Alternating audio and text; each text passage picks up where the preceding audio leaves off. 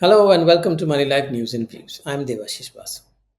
Last week, the US President Donald Trump fired a salvo against Apple's Tim Cook, demanding that iPhones be made in America, not in India. Now, this marks a fresh escalation in his America First crusade. The outburst, laced with characteristic bluster, came despite Cook's earlier pledge of $500 billion investment in the US. In 2024-25, Apple churned out 40 million iPhones in India worth $22 billion, dollars, with 32 million of them exported to the US, Europe, and West Asia.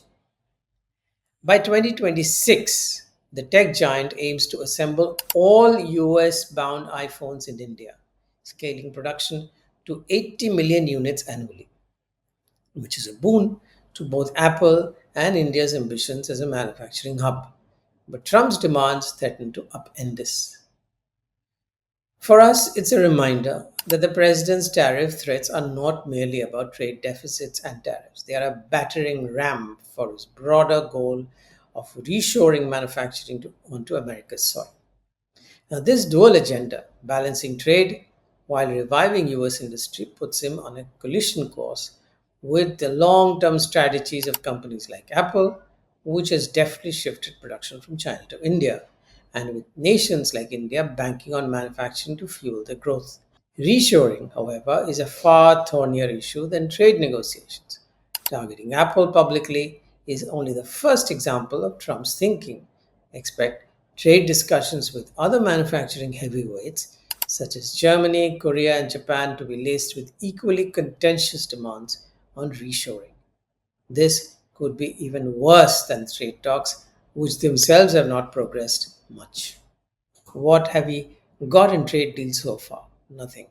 Trump's stream of absurd and chaotic tariff pronouncements, from a tariff rate hike that was based on trade surplus percentage to punitive tariffs even on remote islands inhabited by penguins, have violently shaken up supply chains, trade relations, and unit economics of businesses. Countries were given a 90-day ultimatum to negotiate, prompting a frantic scramble to decode Trump's intentions. In response, they have scrambled to figure out why they were suddenly guilty of and how best to negotiate with the US within a 90-day timeline. Many experts thought that Trump's aim was to lock out China from the global trade chains by first striking major deals with big long term trade partners and allies like Japan, Germany, and South Korea. They were wrong. 1 month later, only two agreements have materialized, one with China, which is a 295 billion trade surplus foe, and another with UK, a modest 12 billion trade surplus ally. Trade deals with the European Union will prove extremely complicated and are nowhere near in sight. Trump calls EU, in fact, bigger cheats than China. Japan is in a confrontational mode. It has repeatedly made it clear that the punitive tariffs have to go and Japan has to be treated with far greater respect.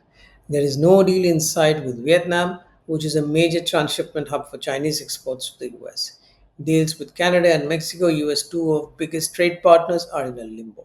While the broad assumption is that Trump's inflammatory rants will always end with some negotiation, 90-day deadlines can expire without many of those expected 90 deals with 90 countries, leading to another round of Trump's tantrums and accompanying volatility and economic uncertainty. But to go back to the Apple example, as it shows, it is reshoring that will be the bigger bone of contention. Trump is not trying to balance his trade books alone. If he did, countries could very well reduce their trade deficit at least partly through imports from the US of high volume, that is oil and gas, and high value, which is defense and high tech products. He wants both trade deals and reshoring. But European Union countries are struggling with poor growth, declining population, and higher social costs. Flooded by Chinese imports, they can't shrink the manufacturing base any further. Developing countries like India need to pull out millions from poverty. The best way to do it is through manufacturing, which alone is scalable and can generate massive employment, which agriculture cannot. Services cannot make a dent on unemployment in rural and semi urban areas. Of course, Trump cannot force Apple to reshore. The US lacks the skilled labor with experience in electronics assembly needed for precision products like assembling iPhones, tight supply chain of component suppliers for chips, displays, camera modules, etc., located in China, Taiwan, South Korea, and Japan. And of course, manufacturing ecosystems. They lack that too, which include specialized tooling, logistics support, subcontractors, and just in time supply networks. It is just not possible for Apple to build all of it from scratch. It is too costly and will take years. Same is the story for pharmaceuticals, where India has a unique competitive advantages. But Trump, of course, will have none of these arguments. His relentless push for reshoring, however impractical, will keep global policymakers and executives on the edge. The past 4 months of chaos have been a spectacle for the masses. For those steering companies and countries, the nerve wracking roller coaster has not ended. If there seems to be a lull, it's because we may have just seen the end of only the phase one of the trade wars. If you like this video, please do share and do subscribe. Thanks for watching.